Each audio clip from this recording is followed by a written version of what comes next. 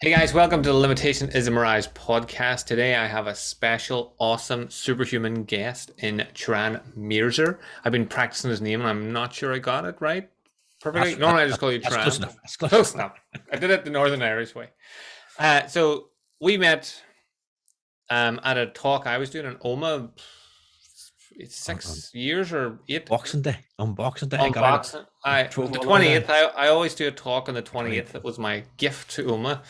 Um, and then we just got to know each other, and we had a lot of the same philosophies and ideas on hypnotherapy and street hypnosis, which we will get into because that's really where we ended up. You invited me up to Belfast, and we got to hypnotize people on the street. But just for people that don't know you, which like they must be living under a rock, give a wee brief intro as to who you are, and if you want to get your name correct so that people know what, that's fine too. Well, again, this is why I go by the trading name of Feel Good Hypnosis rather than Turan Mirza, because nobody can pronounce it. If my website was Turan Mirza Hypnotherapist or something, that they would never type it in. I think that'll So be too Feel Good clinical for Hypnosis. you as well. What's that? I think it'll be too clinical for you as well. It wouldn't That's have your it. personality in it. No, I like to be casual. In fact, when there's my phone going off there. Let me turn the volume That's how down. casual you are. Phones, everything. That's how casual I am. I think from now on, I'm going to be like a school teacher. And when people's phones go off on the podcast, I'm going to get them to answer it. See what happens. Well, this, I'll keep this in the podcast. But what I did, which annoys my wife, is I recorded a Facebook audio clip and a LinkedIn audio clip. So it says my voice saying Facebook rather than just varying tones of audio that you can remember. Is that a message or is that a Facebook post? So I end up hearing myself half the time saying Facebook. But anyway, back on track. Me, Turan Mirza, Feel Good Hypnosis. I'm a hypnotist and clinical hypnotherapist. I prefer the name hypnotist because, as I say to many people, hypnotist or hypnotherapist, the word therapy spooks people out enough without putting the word hypnosis in there as well. Yeah. And if you Google the word therapy, it says to overcome a disorder. And I don't think people have disorders. People come to me with anxieties, fears, phobias, depressions. They're not disordered. They've just got one way of thinking, and we've got to change that way of thinking. Mhm. And that's from, again, I think you might know him, James Tripp was one of Yeah. my first trainers, teachers, and he prefers the sort of hypnotic change work title. And I like that idea. It sets me out, again, not competing with any other hypnotherapist per se, but to coin the phrase, it sets me out from the competition by being a hypnotic change worker rather than a hypnotherapist. And I just like it. I My think saying, background. sorry to interrupt you, but the hypnotic change worker breaks down the walls and barriers of a therapist because, like, I know from experience working with people, they almost feel like they have to have something wrong with them to go to a therapist. You go to a therapist, fuck, what's wrong with you? Like, so if you said to someone, the same person, "Oh, I go to a change worker," they'd be like, "Fuck, what's that? What does that do?" Oh, That's it it. changes my. Oh, that sounds amazing. It's the same idea, but just different whenever you think about it mentally. So, um, It's all part of the marketing, really, in a way. But yeah, I just live by that idea that I just change minds and help people change their minds. I don't change their minds, but guide them to tap into their own conscious minds. And again, as you say, it's not just about having something wrong. Sometimes it's just I will work with business people or sports people just to improve their game and improve their mindset to just help them get control of all that chatter when they're about to tee off a ball and they're thinking about that argument they had with their wife or the boss is looking yeah. at report done tomorrow and they're not focusing on what they want to do. So it's not that per se there's anything disordered, as the word therapy's definition would say, to overcome a disorder. So it's just to change the way you think. One of the things that I really liked about what you did was the fact that you do this street stuff. I remember when I first started out, and I started as a street um, hypnotist first, and then moved into more clinical, just because people kept asking me questions. Can you help me with smoking? Can you help me with this? And I'm like, I'll give it a go, and then realized I probably shouldn't just be giving this a go. I should probably learn. Um, but I remember going to a meetup and saying to them, and telling them that I use the street stuff as metaphor, and some of them were disgusted that I would sully the therapy room by sticking someone's foot to the floor or sticking someone's hand. So I really enjoyed that you do that as well. Is there any reason why, apart from how much fun it is, there's any reason that's in your repertoire? Because it's the reason why I started.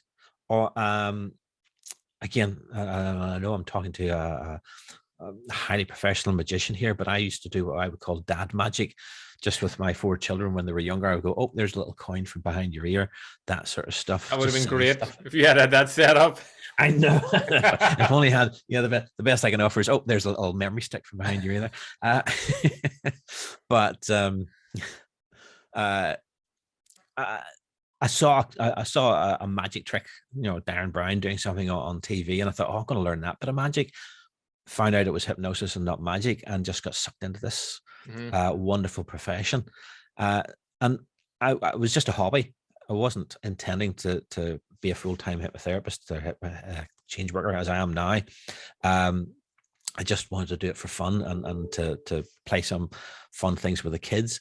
And the next thing, I taught my son, and the two of us went out into the streets of Belfast, because I always say this: if you're learning to juggle, when you're in a room alone and there's a fruit bowl there, you'll grab 2 oranges and an apple and just practice and drop them a few times and just set the bruised apple back into the fruit bowl and hope nobody notices.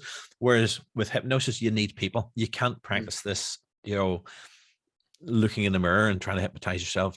As much as self-hypnosis is a powerful tool, when you're learning how to do this, you need real people to practice on. So going out in the streets of Belfast and just stopping people and say, "Hey, would you like some entertainment?" with their permission, of course, hypnotizing them. Yeah. Got me hundreds and hundreds of people under my belt and understanding that no 2 people are the same. And similar to yourself, and I used to, have, as I do here, hypnotist written on my back. People who come up to me and say, "Oh, can that stuff help me stop smoking? Can that stuff help me sleep better?" And insomnia and stop smoking were the first 2 things I did. And at the time, similar to yourself, I was just sticking people's feet to the floor, making them forget their name, fun entertainment stuff. But what I was realizing was people were getting insights into how powerful their mind was. If you can forget your name, you can forget an anxiety. Yeah. And people come into me, saying, "I've had this anxiety all my life." And then I point out, "Well, did you have it when you were like 3 months old?" "Well, I can't remember that. So maybe you didn't." And the minute you put that little, crack in the wall that expands, and realize, well, maybe all my life, except for the first 3-6 months, maybe 2 years. And then they realize, well, it's not all my life. Now we can start to change it. And, so the power of street hypnosis and understanding that just something simple like that there gets people in touch with themselves. They learn something about themselves, even from an entertainment point of view. So it was a natural progression that I was, right, I'll help you. I'll see what I can do. Similar to yourself, that I wasn't formally trained on the therapeutics, I would say, hit that word, but you know what I mean? The stop smoking and weight loss and all the rest of it. I've went back and studied a lot of that now to make sure I'm master at my art. But that's where it all started, was doing fun stuff.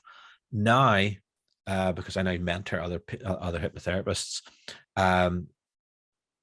they're saying, I mean, last night, I was on a call last night, on a seminar last night, and I'm going over actually in May over to Manchester, and one of the hypnotherapists says, I've never done this, but I want to do street hypnosis with you, and I'm going to be going on the streets of Manchester.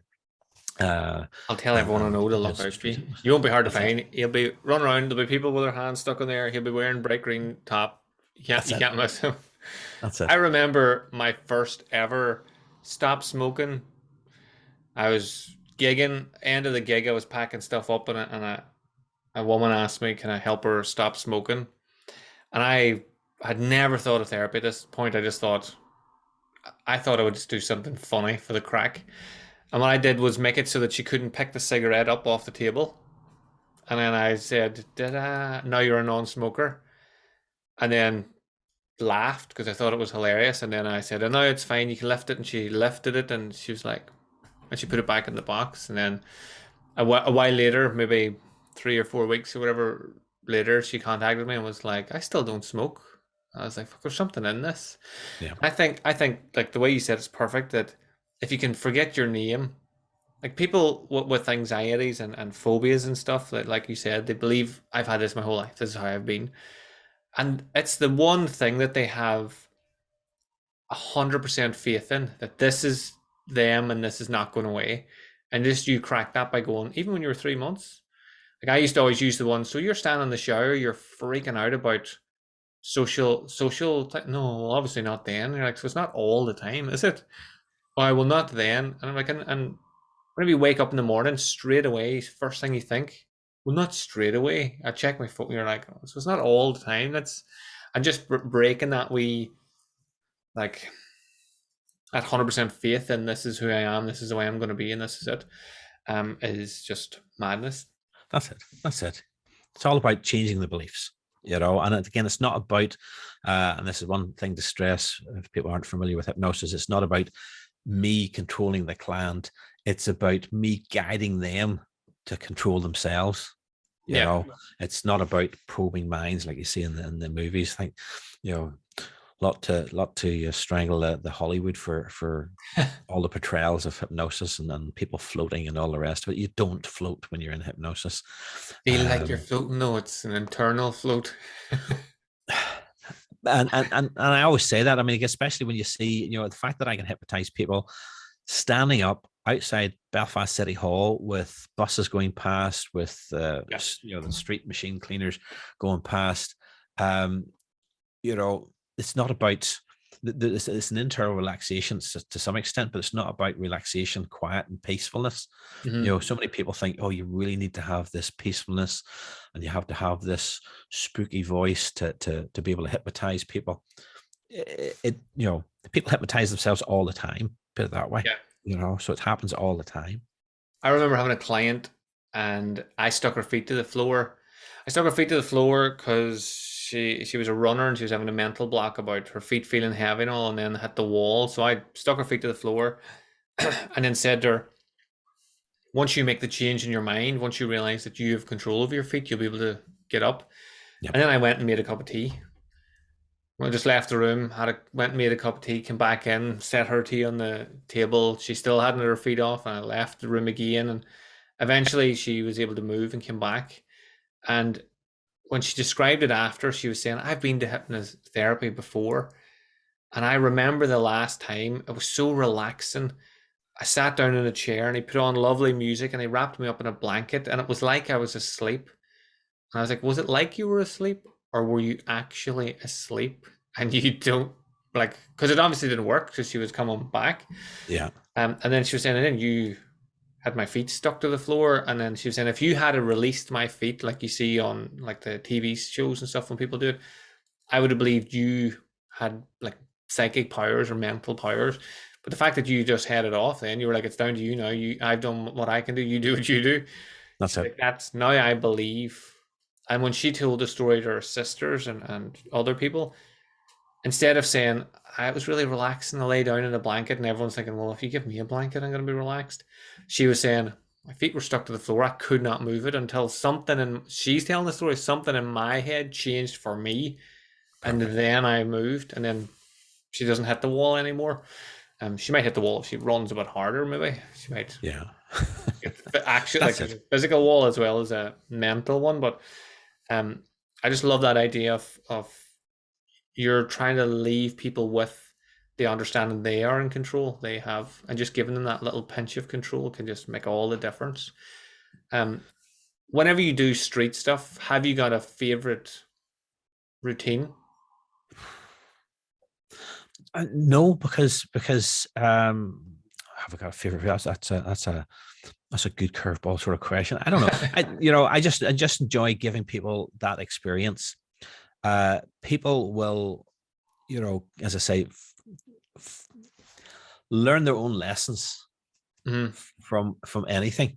Like I say, if you make someone forget their name, if you stick their feet to the floor, and I always like to give what they call a hypnotic gift at the end as a thank you. I mean, I do many paid gigs, but a lot of the time, especially in the early days, I just went out and did some street hypnosis for free to gain and build my own experience. Yeah. And again, always giving a little hypnotic gift to say, when you wake up, you'll feel full of life, full of energy, like I've had a 12-hour sleep. It could be as simple as saying that there, and people will wake up just feeling more invigorated than they did when they bumped into me. Yeah. So it's almost those little bits at the end that people don't really pay attention to, because they hear me sort of bring them out of hypnosis now, and they're not right. Well, the show's over, but for me, it's the choice little empowering things. Or if I've got to be, working with children, again, if I'm working with children, I always make sure I get parental permission. But and when you wake up, you'll feel that urge to just clean and tidy your room a bit more, and be better at your homework and all the rest of it. And those Not hard to get the parents' permission. I imagine when you say I know. at the end, I'm going to hypnotize them to clean the room. They're like, That's it. Here, I'll bring the whole lot with me. I love that you said there, you love to give the hypnotic gift, and it's something that a lot of people don't pay attention to. And I noticed it whenever I first came in, probably because I was coming from a coaching background anyway. When I first came in, it was something I always did. I thought, well, if I can make them forget their name or how to count to 10, I can add things in here, and it's such an amazing opportunity to just say, like you said, you'll feel rested, you'll feel any anxieties drift away, you'll feel empowered to go in and stand up for yourself, or whatever popped into my head at the time, or from the conversation that I had with them.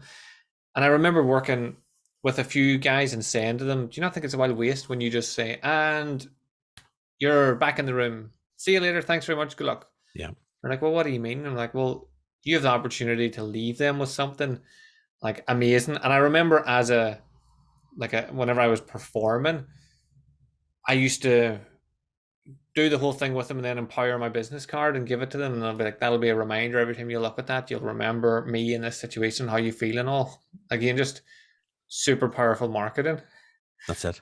Whereas other guys would go, here, before you go, here's my business card in case you want to come back. And I'm like, you have opened up their mind to like new possibilities. Why not just throw a couple good ones in there as well? Have you ever done any conversational hypnosis? Because that just sort of led me. I'm just going over my mind. I'm going to remind me about the conversation, because I just want to put another anecdote in there, which is a lovely one. I was doing a health and wellbeing fair at the Valley. It's not Valley Lash, for the down in Lisburn, Lagan Valley Centre, and I was doing a half-hour talk. And during that talk, I just don't present, but I get people down to the front of the stage. I hypnotize them, and I will do something like I'll stick their bum to the chair so they can't stand up. And again, I'll turn around to that person and say, look, there's no glue, stand up, but they can't stand up because they're in that hypnotic state, and they've accepted that suggestion that they can't stand up. And then I use that as a metaphor, as you said, to the audience to say, look, how many things are stuck in your head, a certain belief, a certain way. At the end of that show, all I do, and I say all I do, like it's nothing, but I give that last hypnotic gift of, when you wake up, your unconscious mind will find something you want to change and change it. Brilliant. And brought them out of hypnosis. I went back to the stand where I was handing out leaflets, just talking at the main fair. And the lady that had hypnotized came up to me, and she's actually on YouTube, and I kept in the very start of the recording, because I was recording at the stand. So when she first comes to me, her back's to the camera, and I say, can you turn around and say that again to the camera? Because she came up to me and she says, look, I got out of the house today because I had terrible migraines. Nothing was shifting it. I couldn't stand it. She says, and I just happened to see this event was on. I came to the audience and something told me to come up, and I volunteered.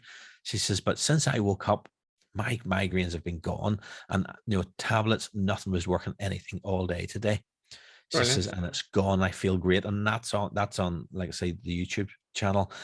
So a great situation where just I'm not going to say that a one-liner will fix everybody in life, and that's why there's a better way of doing hypnotic change work, and a process to it. But it can be as simple as just that one word. And in most cases, when I work with people for an hour, 2 hours, I'm looking for that 1 millisecond where the Yeah. change really happens.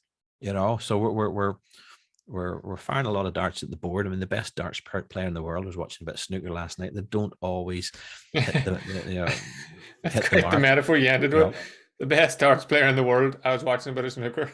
I know, I was just chopping between metaphors because I'm I throwing was a talking. word. I went with the metaphor of the darts player, and then I thought I was watching snooker last night actually, and a good, good players, but they managed to miss the ball every now and then. But you do enough things, and overall, Yeah. you find that 1 millisecond in life. It was one What of was those that? things I used to chat to people about is if you have something that you're really nervous about and don't want to tell me what it is that is holding you back, as long as you know what it is, we can still work with it. Like there'd be That's it. people I would have met when I did talks and at stands and all, they'd say stuff like, I'd love to go to that, but I'm never telling anybody what my fear is. And you're able Yeah. to go, well, it doesn't matter. And like you said, sometimes they'll come back and they'll say to you, I had frozen shoulder there and the pain was unreal and now it's about a 3. How did This, you do that? And you're like, I didn't even know you had a frozen shoulder. What are you talking about? You did that yourself by chilling out a little bit. and this is the other thing that people will come to you and say, I have this terrible anxiety because of something that happened to me when I was 16, and it turns out it probably wasn't that. Yeah. People, when they come to me, have one idea is this is what the solution is, and it's often something totally different. Mm-hmm. So the beauty of hypnosis is that it's not psychoanalysis where we're talking for ages about the problem and about your past and about how you grew up with your mother and what your relationship was with your siblings and this, that, and the other. We don't talk about it. We go very abstract, and it's about you connecting with yourself, Yeah. which allows and again, I know a lot of people, get a lot of support and relief from counseling and psychotherapy and all the rest of it. But for me, unless I recount every minute of every day to my therapist since I was 0 through to 1-year-old, 2-year-old, 3-year-old, that therapist can't comment, and give any Yeah. solutions. Whereas you know what happened to yourself. So if I can just get you to connect with yourself, Yeah. you'll sort yourself out, and it'll be a lot faster. Plus, it's more empowering because, like I would have always said to my clients, I don't want you coming here every week. I don't fucking want to see you every week. I want you to learn the techniques, to learn about yourself, to engage with yourself, and then to not even need to, unless you just want to visit me for a cup of tea, like not need to come here. I don't need you to need me. That's just not what it's about. That's it. And That's then, it. like I said, you're working with stuff. Like I have loads of clients that I don't know what I did. I don't know what we were aiming for. I don't know what they wanted the outcome to be, but they tell me they got the outcome that they wanted, and I see their life change. That's the power of Facebook and stuff. It's the one thing I like about Facebook is you can notice shifts in people's patterns. Like there's people I know to reach out to when I notice a shift in their pattern on Yeah. their Facebook, and you can go, "Hey, are you still doing your meditating?" Actually, no, I missed a couple of days. And like, maybe you should just have we meditate then. Yeah. How did you Yeah. know that? And like, oh, I don't know, just reaching out to you. Now I've let the cat out of the bag or whatever. But for I would say that to the girls that I work with and stuff, keep an eye on your friends around you and what they're posting. Whenever, don't just scroll aimlessly. Pay attention a Yeah. wee bit, and then you'll go, That's it. here, Betty keeps posting random fucking quotes about how everybody's out to get you. Maybe I should reach out to Betty and be like, Betty, what's the crack? That's it. Um, That's it. Conversational hypnosis. Indeed. I wanted to ask you about it because it popped up in my head twice, so that right now I may say it. Because remember, whenever I first started doing hypnosis and became a qualified hypnotherapist, I remember when my mum, she used to enjoy telling her friends. So they'd look me in the eye and they'd be talking like, what are you doing now? And then my mum would go, he's doing hypnotherapy. Are you now? And they would not make eye contact. And I started to do stuff. I started to get into conversational hypnosis because of airplanes. I like to chill out in an airplane. I do my wee meditation. I close my eyes, lie back, and I open my. I don't sleep. I don't sleep when I'm not in a bed, but I switch off and then we land and I'm there. So whenever I remember the first time I did it, there was a guy who was just freaking out and he was reading the paper and rubbing his hands and sweating and rubbing his face, and he was black from the metro. And I just said to him, "Oh, you don't like flying, do you?" And he was like, "Oh, how did you work that out?" I was like, "Just what I do." Sixth sense. I and I distracted him long enough because he told me it's the takeoff that really freaks him out. And we talked, and I did some waking hypnosis or whatever you want to call it. And the next thing I was able to say to him, I was like, "We're in the air, now we're here." And he just looked around. He was like, "Fuck," and that was it. And it wasn't because I'm a really super nice guy. It was because I wanted peace. And then when I sat with my eyes closed and I was driving home, then I thought that was really easy, and that really helped that guy. And he's now got a different memory and experience of flying. So what is your take on conversational? Because I know the lay person will think like it's manipulation and you're able to get into the mind and control them and make them walk the plank or like I mean, whatever. ultimately, and Dave Ellman wrote it in his book. If anybody knows anything about hypnosis, or if you don't know anything about hypnosis, find out about Dave Ellman. Dave Ellman and Milton Erickson are probably what they would call, and it's very sexist here, but they were fellas, so I can say the two fathers of hypnosis that have really brought it to the fore back in the sort of 40s and 50s. And he said, you should be able to do anything in trance that you can do out of trance, or do anything to do out of trance that you can do in trance. So, when you really understand how hypnosis works, it's all conversational, and you don't need a formal induction into hypnosis. And I use conversational hypnosis from the minute someone comes in the door. Hypnosis is happening. Just often they won't know it's happening, but they've paid for it, so they've paid for hypnosis. So if they, whether they know it or not, they're getting it. I've even hypnotized people via text over Facebook Messenger. Because if you can just ask someone a question and they read that and follow that and respond to that, then they can go into that hypnotic state, and that's conversational in itself. So it's part and parcel of my toolkit, is just to use hypnosis in any form, whether it's beyond formal hypnotic induction or just in the waking state. You're talking to them. People laugh when I say this. I said, but hypnosis is not about the magnetic fields that come out of my hands or the beams that come out of my eyes. Which a lot of people. I've been around you. Get that animal magnetism just as you pass you. I've been there.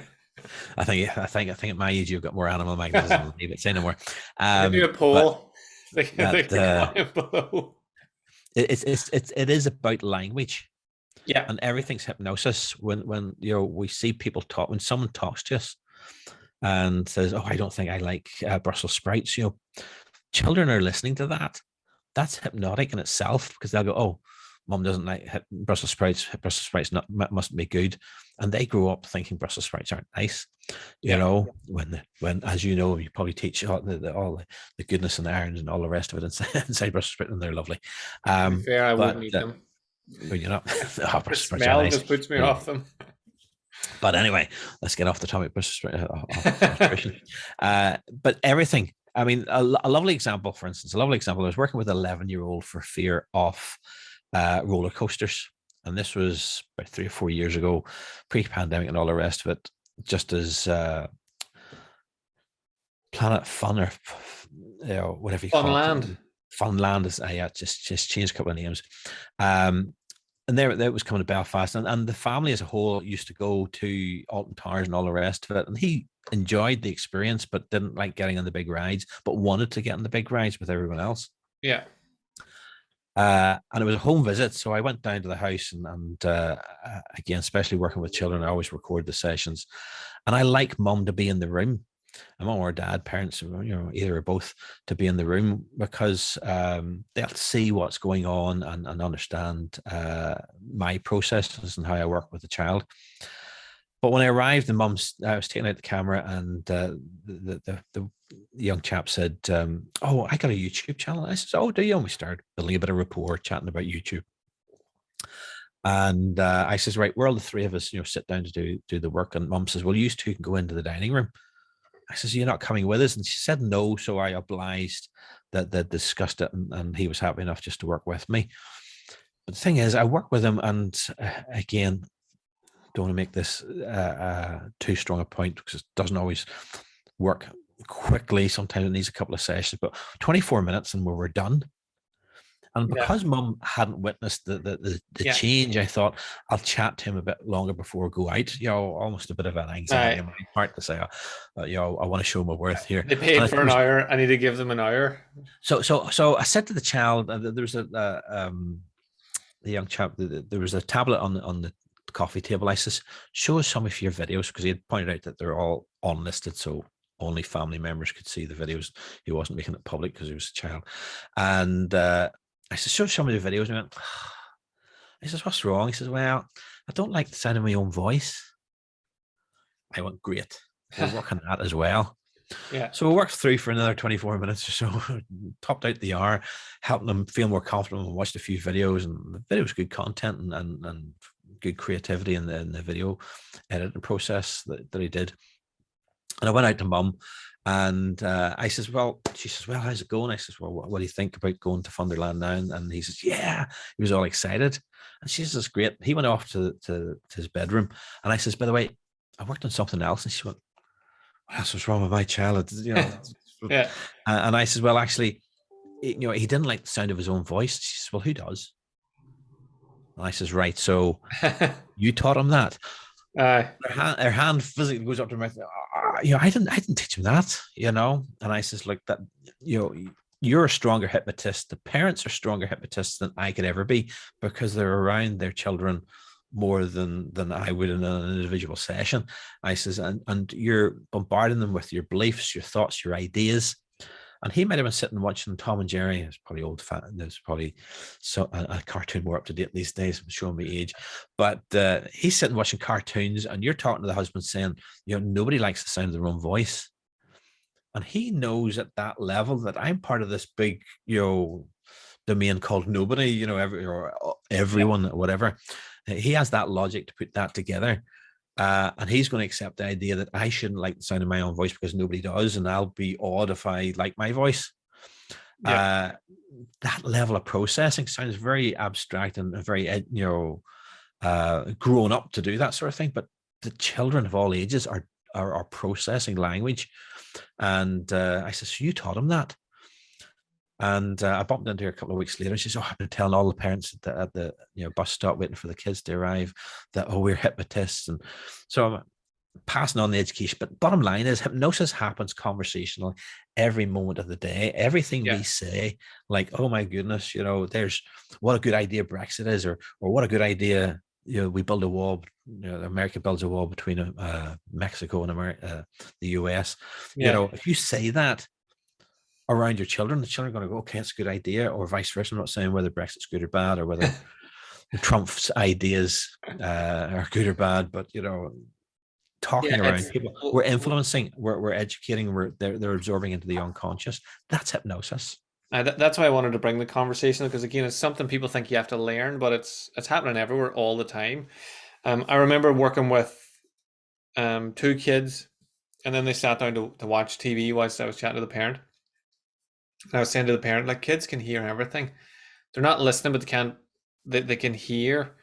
And she was saying to me, no, mine, see when they get on that TV. And I was like, call their name. She called their name. They didn't react. Called their name. Didn't react. She's like, see? And I was like, right. So they're used to that. Have you any chocolate? And she goes, yeah. I go, can I have some chocolate? And the two of them lit up. Can we have chocolate? I'm like, they heard that. They're paying it. They're hearing it. Even if it's not attentive hearing, it's there, and they're learning, and they're seeing. But that goes for everyone. Like at the minute, I'm working mostly with ladies who want to lose weight, and I know you've experienced this as well. But it's the same sort of thing. They've all tried the same diets. Why did you try keto diet? Oh, my mate was doing it, and it worked for her. For how long? That it doesn't go that far. It's just it worked. Yeah. So they just go there. So that's why I wanted to bring up the conversational, because it's how you talk, not only how you talk to yourself, but how you talk to the people. And the more aware you are of it, and the more you talk more positively to people around you, the more you'll talk positively to yourself as well, because it just becomes your circle. Um, since I brought up the weight loss thing, have you any, what would be your advice to people who want to lose weight but think, I'm just like, they say things like, I'm fat for life. I've been fat for life. This is me. This is, Well, I'm going to say again, obviously, I'm a hypnotist, and my skill and expertise is helping people change their mindset, not give advice on how they should do it themselves. But the bottom line is, it's, what I do is help people, and if they can do it themselves, all well and good. It's the same with, a lot of people, especially stop smoking, will see me as a hypnotist, especially if I got the t-shirt on, go, I stopped myself. I didn't need a hypnotist. Fair enough. And there's plenty of people. There's whatever 7 billion people around the planet. There's plenty of people stop habits, lose weight, stop smoking, stop biting their nails all by themselves. So it's about just talking to yourselves. And it's not about, I hate this phrase, fake it till you make it. yeah, Because it implies that I know I'm lying until I actually get there. yeah, It goes deeper than that, and saying, stop lying and be there now. yeah, So it's not about faking it. Say you've made it now, and it's not a lie. You've made it in your own way, yeah, and live that path. So it's just about telling yourself, just, if you have that self-talk, turn it off, turn it down. And for a lot of times, that's what, I will do within the hypnosis, is telling to dial it down. So mm-hmm. the volume, so that self-talk, it might be there, but you can't hear it. Yeah. I like I'm fully with you on the fake it till you make it. I would always say, at least change it to believe it till it's real. And another saying that I would say with it is, because it came up lots. I think I did a podcast on this recently, where I would be saying about self-love, and the more that you love yourself, the easier it is to make changes, and to treat yourself better. And I get asked a lot, especially with women that have been overweight a while and have struggled to lose it. How can you love yourself when you've let yourself get to this point? And I'm like, you don't have to love the person that got there, but you can love the person now in this moment. It's decided to change. So you can love yourself for who you are now, whilst you make the changes to become who you want to be. So just that little, like you're saying, the switch, I use the switch in the dial as well, because when you talk to people, that's why did you end up comfort eating? Something bad happened. So what was it like? A wee switch? I just go, I was having a good day, and then that wee shitty thing happened. I just switched, and then you're like, so let's just switch. Let's switch it the other way. That's See it. what happens. So And what you said is exactly my findings as well. People never come to me first. People always try that A, that B, that C. So they yeah, know, and they've spent years reading about nutrition, reading about exercise, all the rest of it. So they know that stuff. yeah, It's just sticking to it, and accepting it, and going with it. And as you say, turning down those inner voices that saying, yeah, but this is never going to work because look at the size of me, or whatever. So it's about tapping into that inner thoughts, changing those, and having that voice that says you can do this, and yeah, you're there, you're on that track. It's the same with, and this is not my anecdote. One of the trainings from one of the trainers on stop smoking, people will come and say, oh, the hypnosis is going great, I stopped smoking, and then my father died, and it was very traumatic, and I started smoking again. yeah, And I've never actually used this line, but it's a good line. Waiting for the opportunity at some point to use it. But this hypnotist says, well, when you started smoking, did it bring your father back to life again? Did it solve the problem? yeah, And bottom line is, that's enough to send that message back to the unconscious mind, saying, well, starting to smoke to relieve the stress of whatever the situation is.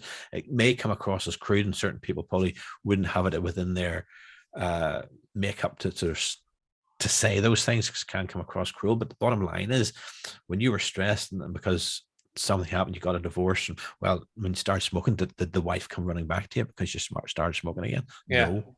So it didn't solve the problem, did it? So Yeah, I often ask people why they smoke. Even just when I used to, work in the bars before I did any of this stuff, and whenever I was performing as a magician and stuff, I would ask, "Why do you smoke? What do you mean?"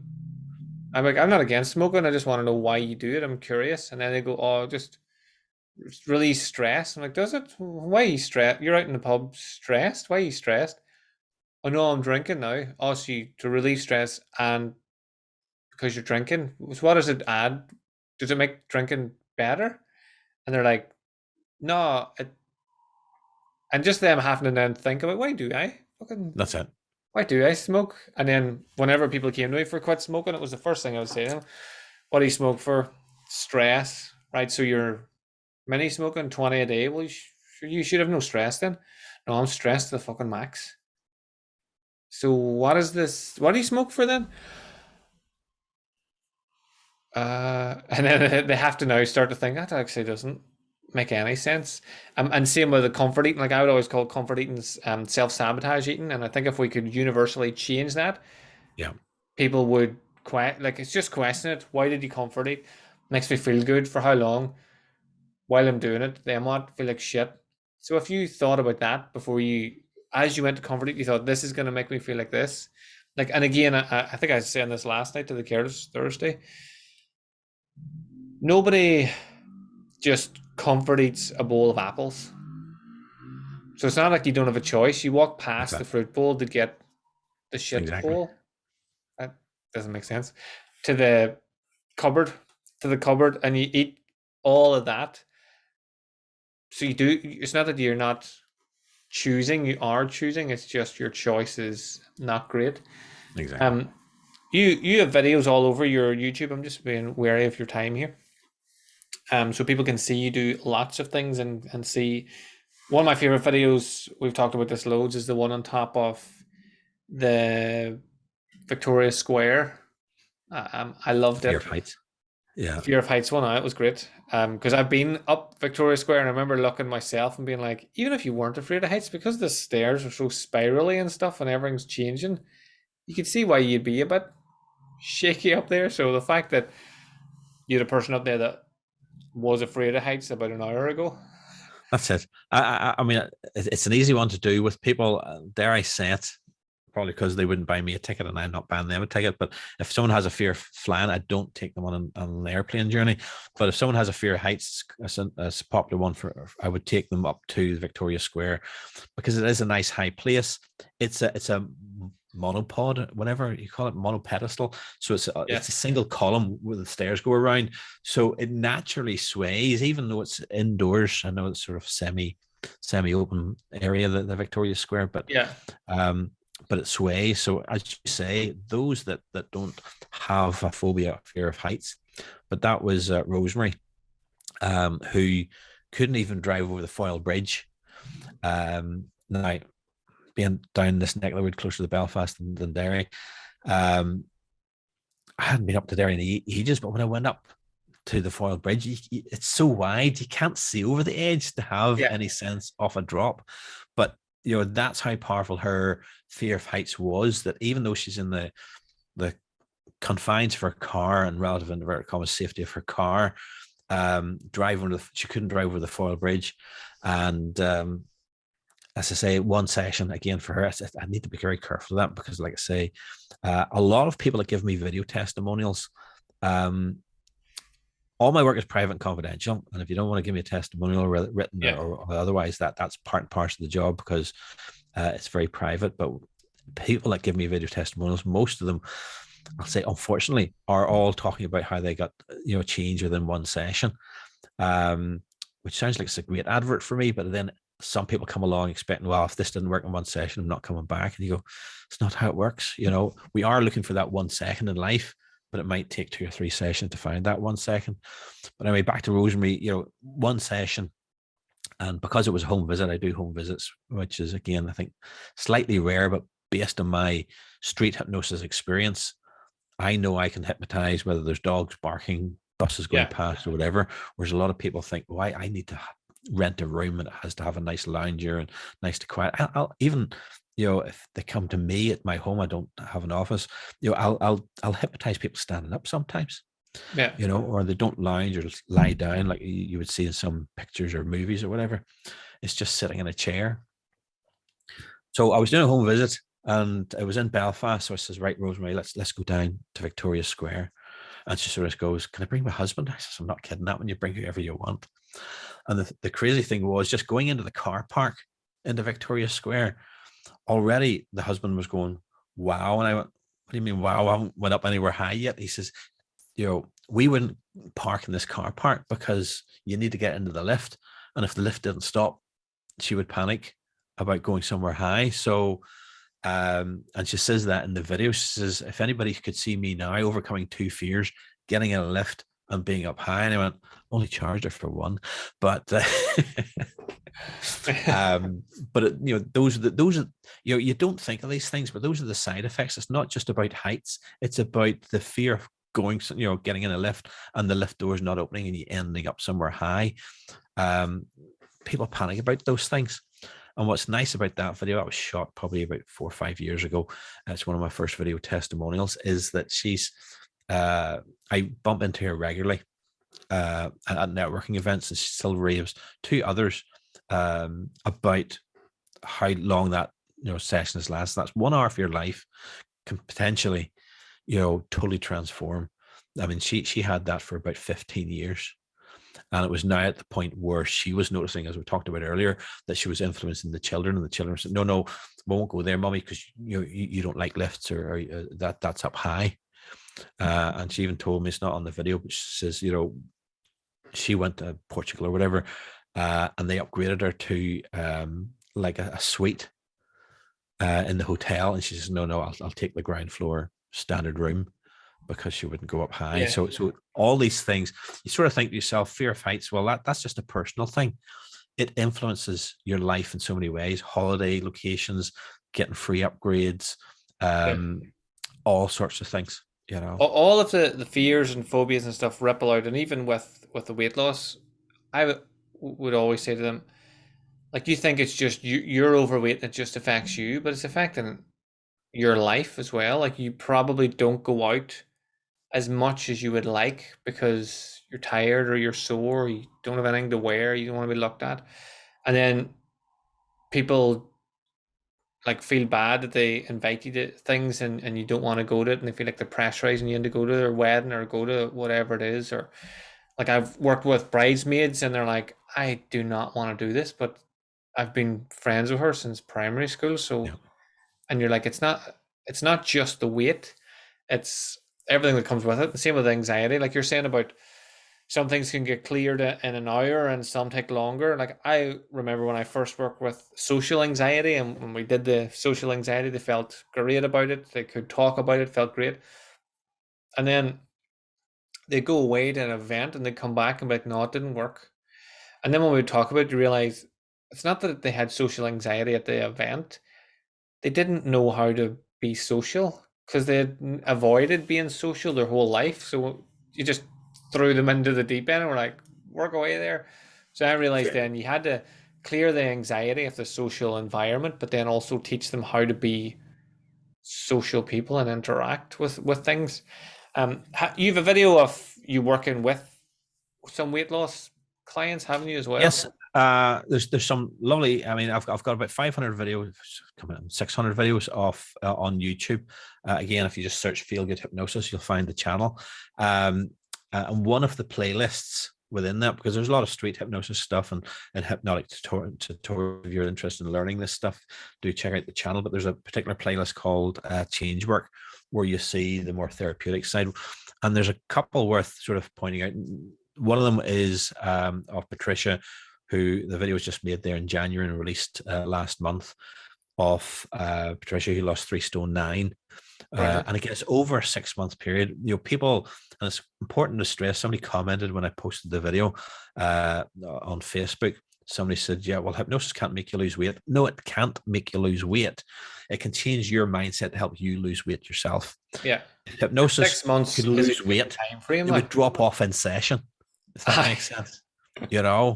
And you try to hold back from the sarcasm, but this is not a miracle thing. This is not magic.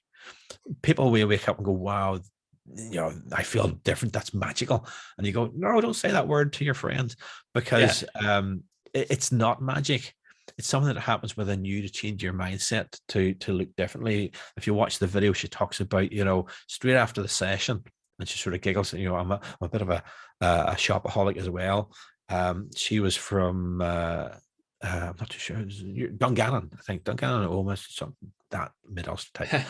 Somewhere awesome, like where I live. Somewhere awesome. But she says, because I was down your way, I went up to Junction 1 to do a wee bit of shopping. And she says, I went in to get a drink, and I just went straight to the water. Whereas before I would have drank, Coca-Cola or whatever. Yeah. And she says, I just felt natural. This wasn't like I was doing something. So it's a lovely video to watch all the way through. It's a long enough video, about 23 minutes, but there's lots of things she says in there that other people will relate to. Even just, as she says, walking in to a restaurant and realizing they've got fixed seats and saying, will I be able to squeeze into the table here? Yeah. Or even bend down the entire shoelaces she used to have problems with, and just that freedom now to do everyday tasks. It's not about now I'm going to climb Kilimanjaro or do something, out of the ordinary. It's just living your life in a better way. Another one I want to mention, just because this big event coming up shortly. I worked just over a year ago with a lady who loved to parachute back in 1995. Did I get the number? 1991, was it? Need to do my maths here. She came to me 25 years later, after one day she jumped out of the airplane, and not only did the parachute open, but the auxiliary parachute opened, and the two tangled together. And she fell 6,500 feet without any real air brake at all, and survived. There, I said, as you might guess, but had post-traumatic stress for 25 years. She couldn't go anywhere near the site where she fell, and she couldn't talk about it or write about it. And what's, as much as everybody go, wow, that's dramatic to have a fall, what's more wow to me is that she married the diving instructor who was there and witnessed her from above falling. They were boyfriend and girlfriend beforehand, and he saw her fall, and for 25 years they didn't talk about it as a couple, as a married couple, living, breathing 25 years of being together. They didn't talk about it, and he mentions that. He's on the video as well, that video testimonial. 2 days after coming to see me, she went down to the site where she fell for the first time, brought her 17-year-old daughter, and her daughter was hearing stories that she'd never heard before. She then contacted me and says, like, I want to give you a video testimonial, but you have to come down to the site. And we did. You have to jump out of a plane. well, an interesting sidebar was, my initial thought was, wouldn't it be great to get a drone and just to do to capture on video the sense of a fall from 6,500 feet. And then I thought, oh, that's a bit rude. That's a bit, sarcastic. Then she suggested it. It's a pity we couldn't get a drone to go up. And my son had a drone. So when we went down to do that, and I don't know if you know what's coming next. It's my son's drone, not mine. I didn't realize they're capped at like 400 feet for aviation regulations or whatever. Yeah. So I don't know. 400 feet is big enough drop, but it's just not the same scale as falling 6,500 feet. So we've got some footage on that video of the drone descending towards where she fell, which used to be just a grassy hill, but now is a small crop of wood, trees. But still, it captures the essence of it. And the reason I'm mentioning that now is because, like I say, she couldn't talk about it, she couldn't write about it. Between me going down to that site with her, she revisited the site several times since. And on the 1st of April, so next month, this is March already, 1st of April, she's releasing her book. Brilliant. So she's sat down, she's put into writing what she couldn't put into writing for 25 years. And on the 1st of April, and it's not some April Fool's thing, 1st of April was the day she fell in 25, which would be now 26, 27 years ago. That's awesome. So check out those videos to really get a sense of how people's lives changed. And again, as we've been talking about, she mentioned we didn't talk about the airplane journey. We didn't talk about falling. That's not what you talk about in hypnosis, because Yeah. I talk about things that will get her to connect and change the way she thinks about her trauma, so I that don't she need gets to relive it there and then in front of you. Like I've said that to loads of clients. I don't need to be in the car crash with you. Like that's it. what do we need That's to it. do that for? We just and like you were saying about some people don't like blunt. As you know, I'm pretty blunt. I've said to loads of clients, I don't give a fuck how you got to here. I just care how we get you to where you want to be. I don't That's it. care about all the stuff that went on there. Oh, but you need to like some. I would cut them off when they would say stuff like, "You need to know this for context." I'm like, "Are you a hypnotherapist?" Nah. And how do you know what the fuck I need to know? I don't need That's to it. know that. I don't care. Let's do this. And at the end of the session, they'll say to me at the start, I thought because people are too polite, they'll not leave. They're like, "You were a bit rude," and I thought about leaving. And I was like, "I know you won't because nobody does." And then but see, by the end, and for me, it's a pattern interrupt. People are used to going and telling their story and being listened to, and oh my goodness, that's oh god, and I really feel that. And you're like, imagine saying to someone that fell out of a plane, "Oh, I feel what that was like." Like, no, Couldn't. you That's it. don't. So just I just love that you've such an array of different. Like, you've worked with so many different people, and you don't like the one thing about hypnosis and stuff is it doesn't have to be niched. You don't have to be a specialist in gastric band or a specialist in anxiety. You don't have to. You can if you want, but it's not essential. And the fact that you did so much street work is probably why you know that, because you meet a 16 stone rugby player and you turn him into a fairy, and you meet a 9 stone girl and you turn her into a superhero. And you're like, everybody's mind's the same as if we can get in it and tweak it, help it. And that's the thing, coming back to the street hypnosis, because people say, well, oh, and again, you'll hear a lot of other hypnotherapists saying, oh, well, what I do is not like that street stuff. The bottom line is the hypnosis is the same. The inducing of the hypnotic state, whether you're doing it on stage, out in the street, or in the therapy room, is the same. What's different is, and again, we will sometimes utilize sticking people's feet to the floor as you did. But the difference is the suggestions. Instead of saying your feet are stuck to the floor, or you can't remember your name, the suggestion is you can't remember smoking, or you can't remember enjoying chocolate or whatever. Mm. So the suggestions are different, but the hypnosis is the same. And if you haven't done street hypnosis, you're missing out on that Yeah. sort of epiphany that it's all the same stuff, just the suggestions are different once you're in there. I think, see, whenever I used to work in restaurants, I used to think that all waiting staff should have to do a week in the kitchen, and all kitchen staff should have to do a week on the floor, so everyone knows what's going on. And I believe that all hypnotherapists should be part of the training. You have to go out and test this, even if just the fact that if you can get someone to forget their name in a busy street with loads of people, when you are in a comfortable office where there's nothing distracting, Yeah. your confidence in what you're doing just shines through to the other person as well. It just makes it so much like it's so easy to stick someone's hand to a table when you're in their house. Yeah. Or like I've done it over Zoom repeatedly.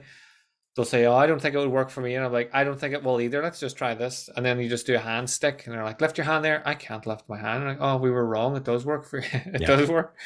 I just think the confidence that it gives you, and again, in any form of therapy or like I remember even being a youth leader and everything, the more confident you are, the more you can attract the right people to you. And like even as a youth leader, I always get on with all the young people, and they still will when they meet me now, they'll chat to me, and I haven't done it for about 13 years because I was approachable. But I was approachable because I was so confident that they knew they could come to me with a problem, and I wasn't going to panic or back out. I was going to straight talk it and work there. So I think everybody should. And if you're listening to this and you haven't, contact Turan. He'll take you out in the street for a feel good hypnosis street day.